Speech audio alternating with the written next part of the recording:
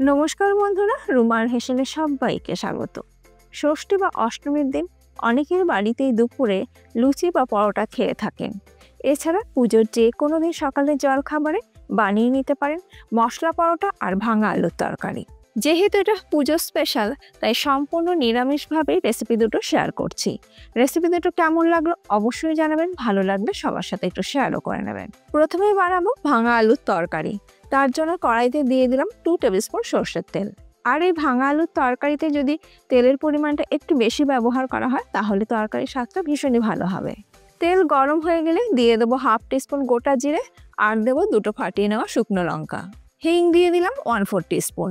যেহেতু এটা নিরামিষ তরকারি হচ্ছে তাই হিংটা দিলে স্বাদটা কিন্তু ভীষণই ভালো হবে। আর দেবো 1 টেবিল স্পুন কসুরি মেথি। গ্যাসের ফ্লেমটাকে লোতে রেখে ফোড়নটাকে একটু ভেজে নেব। 30 থেকে 40 সেকেন্ড ফোড়নটাকে ভেজে নেবার পর ফোড়ন থেকে যখন সুন্দর গন্ধ বেরোতে শুরু করবে তখন আমি এর মধ্যে দিয়ে দেবো গ্রেট করে নেওয়া আদা। 1 ইঞ্চি আদাকে আমি গ্রেট করে নিয়ে দিয়ে দিলাম। লো টু মিডিয়াম ফ্লেমে আদার কাঁচা গন্ধ চলে না যাওয়া পর্যন্ত ভেজে নেব। আদার কাঁচা গন্ধ চলে যাবার পর দিয়ে দেবো একটি কুচনো টমেটো আর দেবো সামান্য পরিমাণে নুন। নুন দেওয়ার কারণে টমেটোটাও তাড়াতাড়ি নরম হয়ে যাবে। মিনিট 2 টমেটোটা ভেজে নেবার পর টমেটো যখন বেশ নরম হয়ে যাবে তখন আমি এর মধ্যে দিয়ে দেবো সেদ্ধ আলু।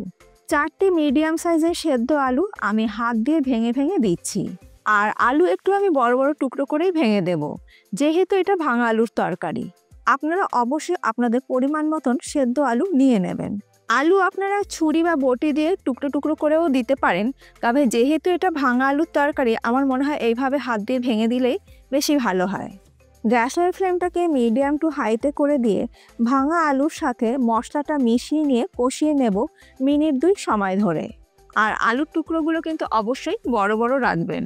মিনিট 2 কষিয়ে নেবার পর এবার আমি এর মধ্যে দিয়ে দিচ্ছি গরম জল 2 কাপ।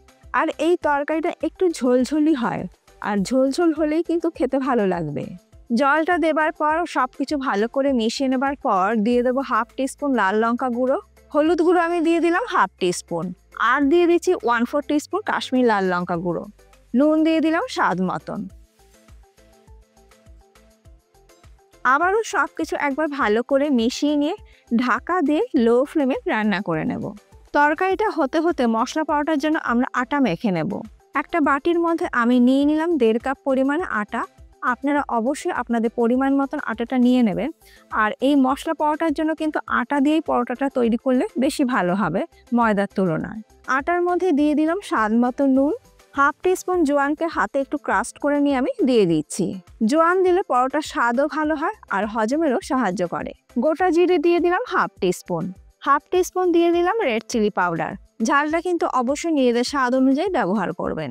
1 টিস্পুন দিয়ে দিলাম কাসুরি মেথি। হলুদ গুঁড়ো দিয়ে দিলাম 1/2 টিস্পুন। ফ্রেশ কুচনো ধনেপাতা আমি দিয়ে দিচ্ছি 2 টেবিল স্পুন। আর দিয়ে দিচ্ছি 2 টেবিল স্পুন জল ঝরানো টক দই। আর দিচ্ছি রিফাইন্ড অয়েল 2 টেবিল স্পুন। আগে এই সমস্ত উপকরণ দিয়ে আটাটাকে ভালো করে মিশিয়ে নেব।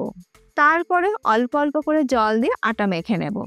আপনারা যদি মশলা পরোটার জায়গায় মশলা পুরি খেতে চান তাহলে সেম ডোতে কিন্তু পুরিও বানিয়ে নিতে পারেন। তবে পুরির জন্য যদি আটা মাখেন সেক্ষেত্রে কিন্তু বেশ একটু শক্ত করে আটাটাকে মেখে নিতে হবে, তা না হলে কিন্তু পুরি ফুলবে না। আর পরোটার জন্য আমরা যেরকম আটা মাখি ঠিক সেই রকমভাবে কিন্তু আমি আটাটাকে মেখে নিলাম। 1/4 টিস্পুন ঘি দিয়ে আটাটাকে আরও একবার ভালো করে আমি মেখে নিচ্ছি। আটাটা কিন্তু খুব বেশি শক্তও হবে না, আবার খুব বেশি নরমও হবে না।